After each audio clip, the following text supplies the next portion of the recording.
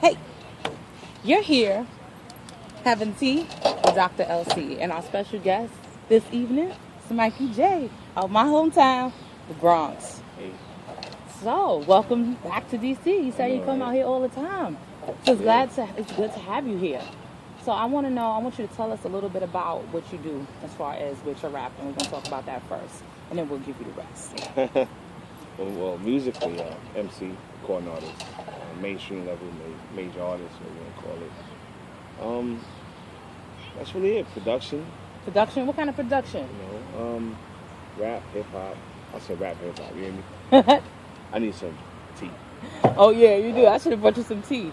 Nah, but rap, R&B, pop, rock. Pop and rock too? Yeah. And you perform it, or you deal with artists that do it? I done produced from Katy Perry until Bone Crusher, Jason Fox, Nicole Ray. Really? So how'd you? Okay, let me start by where the music talent comes from. Where does that come from? Is it inspired by someone? You got in your family, in your blood?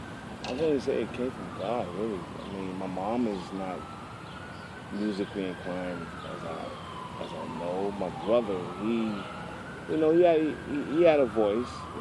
I guess, singing or like rapping? Singing. Okay. I guess cigarettes got the best of him and whatever, but I don't know. Rap for me is I'm from Forest Houses in the Bronx. Okay. I'm definitely familiar with Forest. My aunt's from Forest. Yeah. Trinity Ave. 165, 1020. That's right. What's up, y'all? 160, 10. No, I ain't say Forest Projects. I said Forest Houses. So that's on the sign. That's right. What? Fat Joe. That's the guy. That's like my brother, Definitely. man. I love him, his whole family, man. They treat me good. Yeah. Even growing up. Who else? My cousin Diamond D. Okay. Oh, that's your cousin? Mm-hmm. I didn't know that. Yeah. Okay, Diamond D. That's history up in here. Shout out Digging in the Crates. Hip hop. Coco. Coco. What up, Cheryl? Just everybody. And it's funny. This is not what I wanted to do. What did you want to do? What was your main goal when you were like a kid? Like, what did you want to be when you grew up? I wanted to be a fireman. For real? Yeah. My mom said I chased the fire trucks out the window and almost fell out the window one time. And it was crazy. Damn. As I got older, I wanted to be an attorney. I wanted to be a lawyer. Okay. Because I had a big mouth I need to use. Me too. I asked a lot of questions. Yeah. I wanted to be a lawyer. That was really it. Yeah. I didn't want to be a cop. I didn't want to.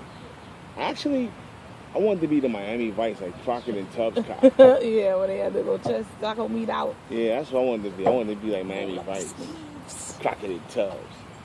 But musically, it just came from God, man. So when did you get started? Like, what was your first encounter in the hip hop game? Because being from the Bronx, you have no choice but to love hip hop because you're born into it. It's like you inherit hip hop. And then, you 80s baby? Yeah, man. 79, or you was in the 78. 78. Okay, I'm 79, but we was little Still then, 80s. so we still 80s babies. Right. So you born and bred in the Bronx, and you grow up on hip hop, so it's a part of your soul. Mm-hmm. So, of course, being from the Bronx, I used to rap back in the day too. I had my little. Something. No, I ain't about to spit that right now. But I'm gonna let you do it. I'm gonna let him do that. That's your forte. I hung up my Rapper Mike years ago. You can hang them up, but they come back out the closet. Yeah, well, I might drop a gem on them every once in a while. You know what I'm saying? But I'm like I said, we here to hear you do that. Yeah. So do that. now let me ask you, like, when did you actually start writing? Like, putting the pen to the pad and actually tell people about what you're doing? I had to move with Diamond and his mom and his sister when I was like 12. Oh yeah? Yeah, so I used to listen to Diamond. Actually, I used to be nosy. I used to be like in the corner, like on the side, in the vestibule. Mm-hmm. He'd be in there with Grand Proof and Maxwell or Fat Joe or whoever's there, Showbiz, Law Finesse, whoever. They're making beats, and I'm like writing little nursery rhymes, Mikey, But I really got more to my penmanship when I was about 16. Yeah. Yeah. But I actually started learning how to play piano. Really? Yeah. Right. At Trinity Baptist Church on 166 in Trinity. Okay. And I had no choice. I got kicked out of Christ Church. I got kicked out of 3 different churches in Sunday school. How you get kicked out of the church? Yeah, I was violent. You know, I had a couple of fights. At church? Yeah, man. Yeah. You was going in. But they used to pick on me, man. Yeah? Yeah, they used to really pick. So you got a story. Yeah. Like a real story. I have a real story. I was slim, you know,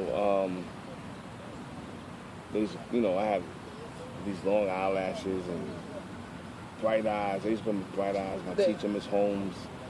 So, you know, kids picked up on that. And they jumped on the bandwagon. Yeah, then I didn't even know I had anger issues. Like, I ain't like to be picked on. I don't think nobody likes to get picked on. That could really, you know what happens, you back a raccoon into a corner. Yeah. And then they used to say my mother wore a wig. Oh, really? Talk about your mother? Yeah, man. She told my mom's wig and all that. So I'm like, hold up. Somebody gonna get beat up. So but that was a long time ago. Now it's more like, wow, yeah, you know, same person, same face, nothing changed except my attitude. You know, I had to tone my temper down. You know, because people don't want to deal with that in the industry. Right. Anger issues and, you know, selflessness, and you gotta grow up sometimes. Yeah. Not even sometimes, all the time. All the time. You need to grow up. So when it happened for you, because I know sometimes when you, like you said, when you get like that, you know, the anger gets the best of you and you start lashing out, it's usually a pivotal moment in your life that kind of wakes you up out of it. What was that for you? Wow. I would say jail. Yeah, I've been in jail numerous times. Numerous times? Yeah, and I mean, little skid bits here and there. But I would say, because I got 4 kids, I would say when my first daughter was born, I could say when my second daughter was born. But my last son, that did it for me. Yeah. What was it about the birth of your son that really changed for you? He was in the NICU unit. It's an ICU for babies. And I wasn't expected to live when I was a child. Really? Yeah, you know, my blood pressure shot up to like, I believe from what I was told, 2,500. My white cells was eating my red cells like for breakfast. I had a spinal tap. I wasn't expected to live. Then my son was born. All these years later, I'm like, hold on, wait a minute. So he had jaundice. Jaundice. He was sick. Wow. And from that day on, I said, yo, I gotta make sure I fly right for my son. Hey. My other 3 kids was healthy babies, so you like, yeah, I got a healthy kid. Yeah, you start taking you that see for that granted, little baby in that little incubator, Mm-hmm. and breathing tubes and whatever else I had to hook up to, I'm like, nah, man, Jaden's my baby. So everything I do, I monitor after him. My label's named after him. My film company. You know, I'm looking to open a restaurant one day. So everything's Anye. Anye Music Group, Anye Film Group, Anye's Restaurant. Wow. Clothing line right now is Guard Your Grill. I'm doing one called the Kid Factory, and then I'm gonna do an Anye line. Yeah, the Kid Factory is for the kid. It's basically for the kid in all of us. Okay, yeah, I like that. Yeah, I like that because I got a theory behind it. I'll get to that a little later. I'm doing my best to bring peace to everybody. So the Kid Factory should be perfect, especially with the slogan. You know, they're the kid in all of us. We just have to find it. Yeah, you gotta reach it. You know, it's deep down. It's in there. It's yeah, nowhere. think about it. If someone can find their inner kid, you know how much more peace might be out in the world. You said it. That's funny you said that. Now that you brought that out, I have a theory about that. Pretty much, I feel like everybody knows that you get your personality when you're about 5 years old. And once you're 5, that's it. You who you are. Now, you're going to gain layers of you. That's going to build your character through experiences in life. But the core of that being is that 5-year-old. That 5-year-old that wants to jump, that wants to play, that does not want to go to work, that wants to sleep all day. And like you said, I do think that if there was more play in the world, that it would be a better place. People wouldn't be so uptight, so mad, so angry. Especially our people, man. It's like, why are we so angry? But then you gotta look at the urban community itself. You know, like single mother homes. Now you even got a lot of single father homes. Yeah. Children in ACS, or Administration for Children's Services, foster care, gun violence. Yeah. It's just so much going on that you have to actually find peace within yourself, and you have to assist people to do that. Yeah. Some people don't know that they can be a good person, Right. that they can actually give back, not just to the community, but to the person they even probably had a beef with. Right. You know, so through my music, I'm promoting peace, pushing peace. You know, I had little conflictions within myself. You know, sometimes I'll be like, yo, I'll choke you out, damn, but you know, you just be at, you know, you just be your brother's keeper and your sister's keeper. You be all right. You know, the world is a beautiful place, man. You just gotta find it. It's true. Like, it's beautiful right now here. The weather feels great. Yo, this is in the middle of July, and we got on sweaters and long sleeves, but we chilling. Ain't no sweat. Yeah, I got the shorts on. Yeah. I'm doing the white boy right now. Right. But it's all good. But okay, so I mean, that's what really drew me to you, the fact that you like to do stuff in the community, because that's what I'm all about. I'm all about the youth. The youth is where it starts with, and I see that you do a lot of work with the You youth. sure it's not the fact we got the same color eyes? Well, it could be that too. That could be subconscious. But you know what I mean? One thing I'm big on, you know, kids being in organized sports, just something in the community. And one thing that I love about this neighborhood, we're in Mayfair Mansions, by the way. DC stand up, Northeast. So that's what I said, South Bronx to Southeast. When I first got here in DC, I started out, my partner was in Southeast, and I heard a lot of pretty much bad things about it.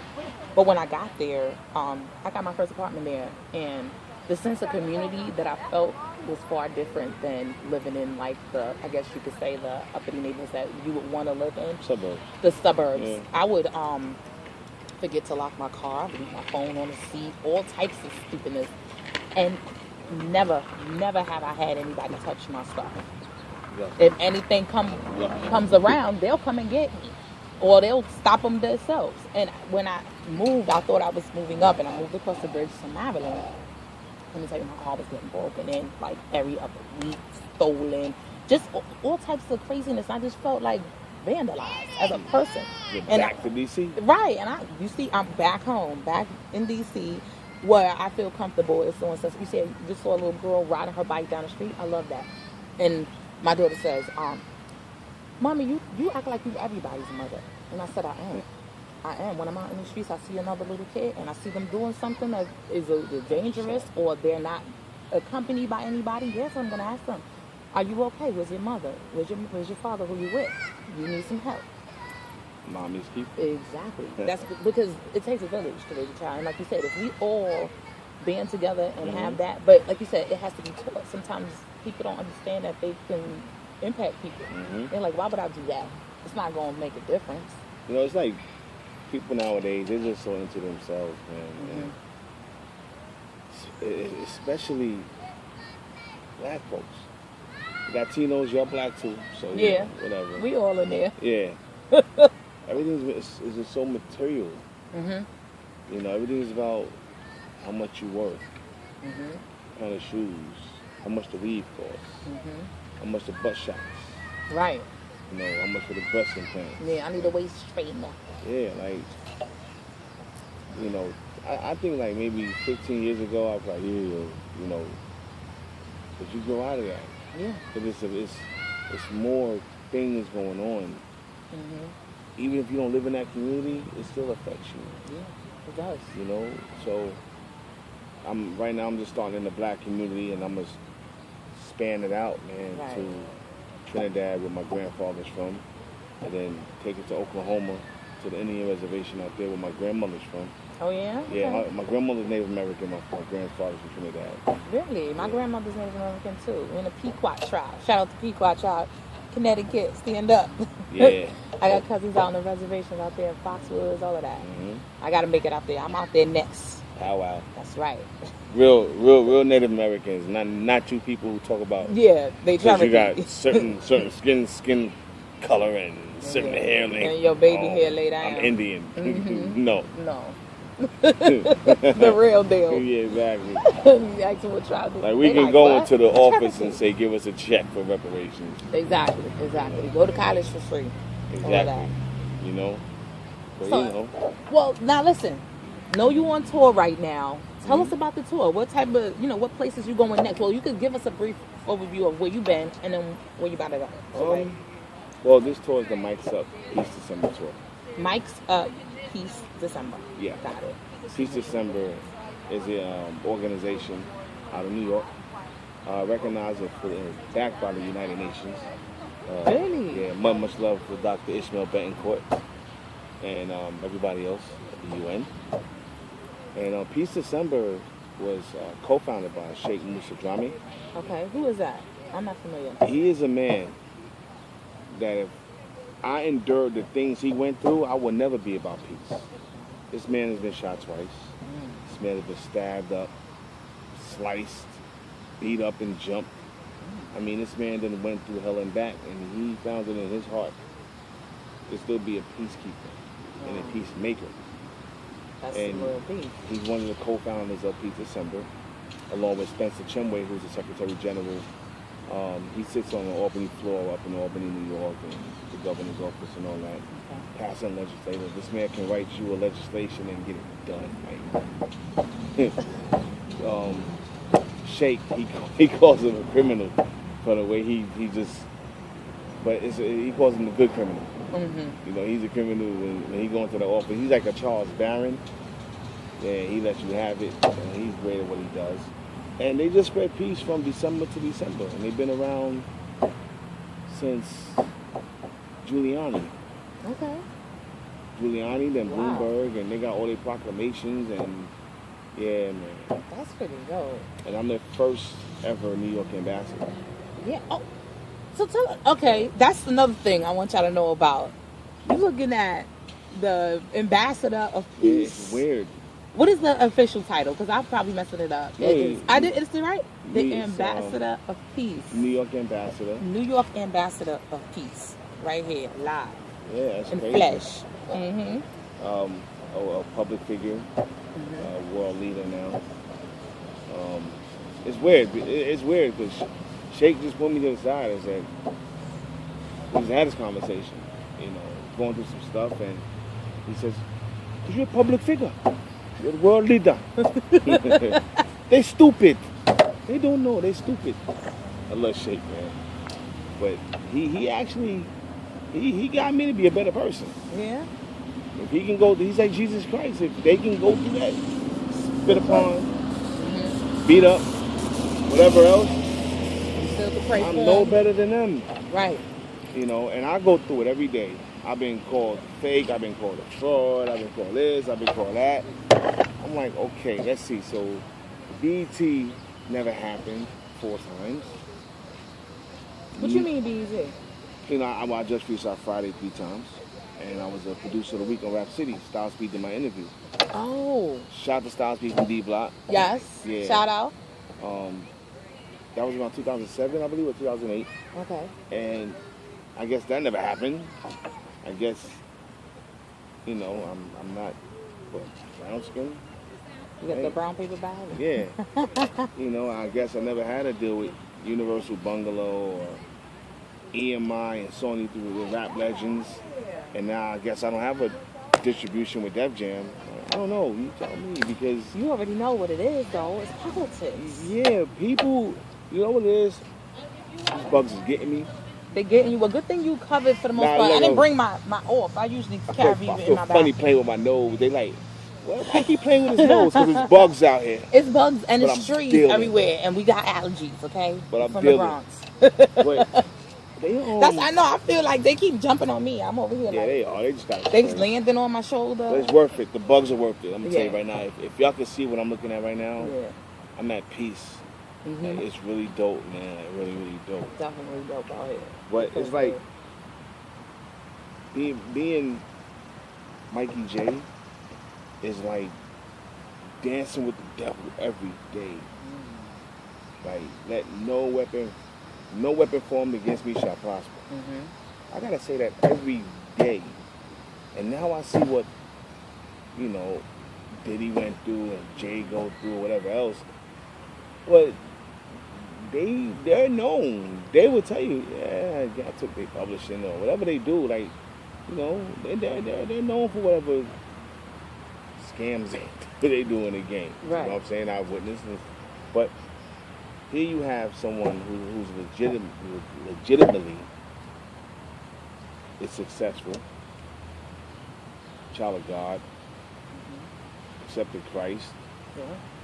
You know, and it's like I go through hell every day. Every day. Oh, Mikey Jay this, Mikey Jay that. Do you feel that's your biggest challenge? That's my only challenge. Oh, that's your only challenge. Like, so how do you, I've heard other some than stories, your prayer, like, how do you deal with it? How do you cope to keep on doing this? Jesus got spit on. Yeah. Jesus got beat, At least, flogged. right. So I just gotta keep telling myself that. Mm-hmm. So when I go through it, I just call myself Jesus. Mm-hmm. That's it. Yeah. That's how I get around have it. to. And I mean, not to be like that, but I feel the same way. I mean, because when you know you're genuine in your heart, you don't have to worry about what everybody else is saying. This lady on my Facebook put up a quote that Bella Ray shared to me, and it was so dope. I wish I could play it right now, but I'm gonna put it on your page. Yeah, post it to my page. Yeah, man, it's awesome. And I play it ever since it's been posted on my wall. I play it every day just to remind me that people they don't have power over you. I've always known that, but don't give them no power over you. And that's true. Yeah, like don't allow people to be who they are, like trying to emulate you. Mm-hmm. They just mad. See me, I come to the conclusion that people are not just mad at me to be mad at me. They're mad at me because they don't have the blessings that I have, Mm-hmm. or the extensive music and now film history that I have. Mm-hmm. They don't have. Just go out and do you. Like, Mm-hmm. instead of hating, it costs nothing to greet us and give a salutation. Like, yo, salute, bro. Mm-hmm. Salute, sis. Like, I acknowledge you. Like, that's our biggest problem as a people. Like, yo, like, we're so busy plotting to hate on somebody, bring them down, plot their demise, whatever else, that we forget that it's costs nothing to big somebody up. Right. It's free. Right. So I go through it every day, but you can't take away my accolades. That's right. You can't take away the blessings. Nobody can take that away. You can't change the fact that I got 10 Indie Music Awards, 2 Grammy nominations, 5 Honor Awards, and now New York Ambassador Plaque. Right. You can't take that away because it was already given to me. Mm-hmm. You can't take my kids away because I planted the seed to have them on this earth. For people to call you a fake, a fraud, or just discredit you when the proof is already there, Right. it's weird. It's weird. It's weird. Like, It's yo, common, though. like, It's to be expected, though. Don't you Right. know that? Think about anybody in history that has done anything memorable, anything great, anything positive, anything that has moved. mm-hmm. Has been in there. It's to be expected. But I'm going to quote Madea right now.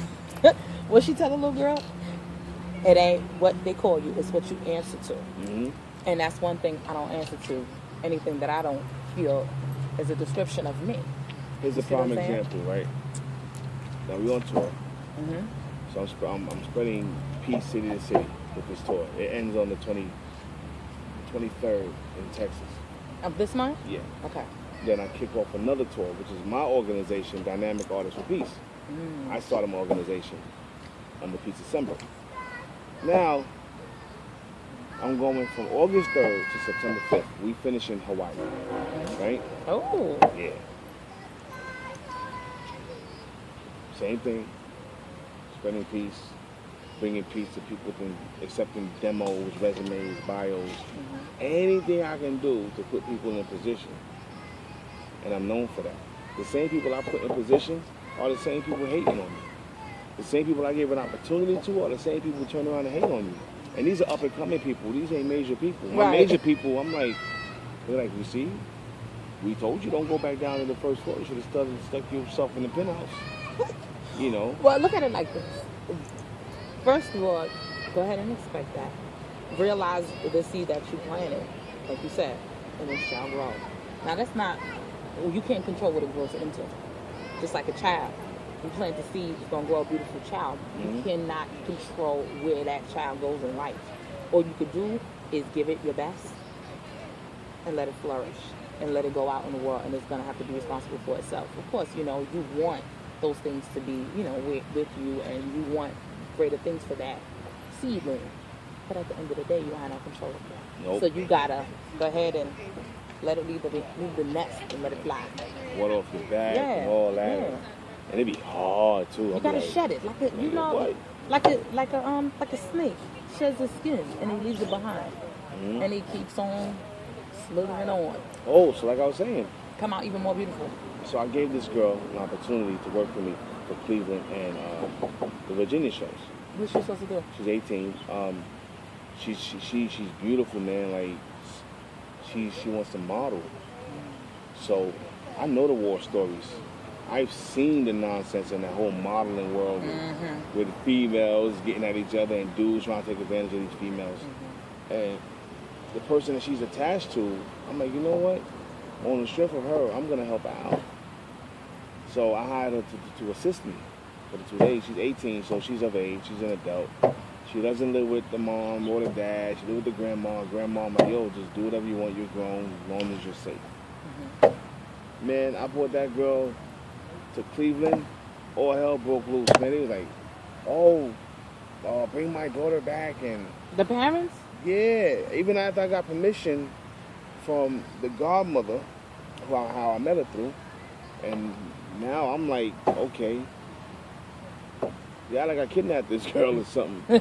She's not bound, gagged, or forced. Like, So what happened? I made a video. I made a video drop when we got to Cleveland. She was very apologetic though. It's not her fault. And then she explained to me that her father abused her. So she was like running away or something? Yeah, because when I told the godmother, I said, look, I'm going to bring her with me. She said, make sure that the father knows about it. So I called her, and I said, hey, look, I just spoke to so-and-so and so. She said, call your dad, make sure your dad knows.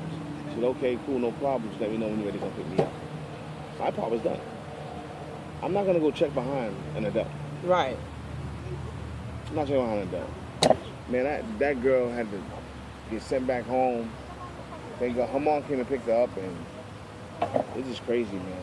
You just gotta, as much as you want to help people, you just can't help everybody. Yeah. You know, and I feel sorry for her because I definitely could put her in position. The sad thing is, I just pray nobody else try to take advantage of that girl. You know. Well, that is an important thing. You said usually you want to pray for her. And once you do that, you can't worry about it no more.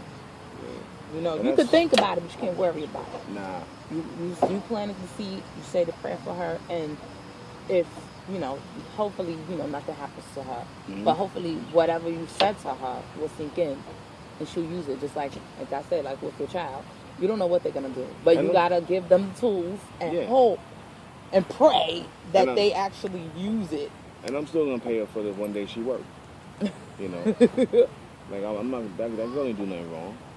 Just because you got a crazy mother who don't know, who thinks she knows the business but don't know her elbow from her anal. You know what I'm saying? Like, that's one thing I don't like. I don't like people who don't know this business, who try to discredit people.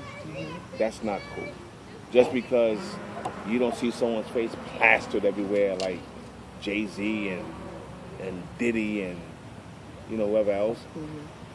The real movers and shakers is the people behind the scenes. Yeah. And I haven't been behind the scenes since 2010. You know, my career took off in 2009. 2010 was the last time that I really went into the studio and produced somebody else until about maybe a year later. So I started getting busy back on production, but I've always stayed active in the booth, doing production. Now I'm doing films. You know, so I'm doing a lot. Nice. You know, I'm doing a lot. So now, as far as production, what's your favorite genre to do? I don't have one. You don't have a favorite? You just do whatever. I do whatever. So, I mean, real production, like real arrangement. I love strings. Okay. Love violins. I love piano. I love acoustic guitars. I love electric guitars. You know, I just have this thing. I love all genres of music. I'm about melody. If it has a pretty melody, I'm down for that. Even when I was locked up, I used to be like, yo, that melody's pretty, dude. Look at me. Pretty? What you mean pretty? Like, yo, fam, yo, shut up, man. Pretty. Yeah, but it's about melody with me. If it doesn't have a melody, if it doesn't sound pretty, I'm like, to where I can rewind it. Like, one of my favorite songs is was Sarita Wright and Billy Preston, Born Again. Who's that? How does that go? Give us a little tidbit. Because I don't know that one, unless I hear it. Because I don't always know the name of it. Come bring me your softness. Keep going. Comfort me through all this madness. Uh-oh. Okay, it sounded familiar. It's ringing a bell. It's ringing a bell. Don't you know with you, I'm born again. It sounds familiar. And that's one of your favorite songs? That's one of my favorites. And anything Michael Jackson makes. Yeah, I like everybody. Yeah, but see, nobody understood Michael Jackson. Nobody. Michael Jackson was a producer, too. Oh, yeah. Michael Jackson was a writer, an arranger, and a creator. Everybody think Michael Jackson was just this entertainer that danced his ass off. Right. He was hard working. I think everybody knows how hard Michael Jackson worked. Because he wouldn't be such a legend like that with people passing out, dying. Michael Jackson had the hand of God. He was great. He still is great. You know, a lot of his stuff, I'm like, yo, he's a great dude. Listening to Billie Jean, to, you know, Stranger in Moscow. You know, just different songs he's been about. You know, I love Mike. I love Prince. Smokey Robinson, I love him and his writing style. Gamble and Huff, love their writing style. They're like Jimmy Jam and Tammy Lewis is after them. The Bee Gees, I love the Bee Gees. Yeah. Love them. You know, it's a rock group called Europe. Okay. They have a song called Final Countdown. You know, love it. Foreigner, Air Supply, like I am music. That's good. You want to go classical? I listen to Bach. Oh yeah. Yeah, Beethoven, Mozart, a few others. You know. So you know, I have a musical ear. I'm not one of them. I'm not a beat maker. I don't make beats. I make tracks. I make music. Music. So even my whole album, Definition of Character. So you produce all your own songs, or you get other producers? Oh yeah, I utilize other producers in a minute. But me, I do my own music because I don't want to have to wait and depend on anybody to show up and send me the beat and all that. Other producers, when they send me a beat, let me tell you, I get a rise when I hit something like, yo, that's hot. I'm gonna kill that.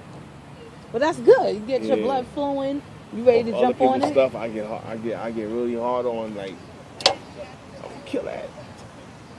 I'm gonna kill that. So let me ask you this: what do you think when people say the state of hip hop is not even existing in New York? It's not. No. Because that's a big issue right now, and I'm like, I just put it on my Facebook yesterday. I'm on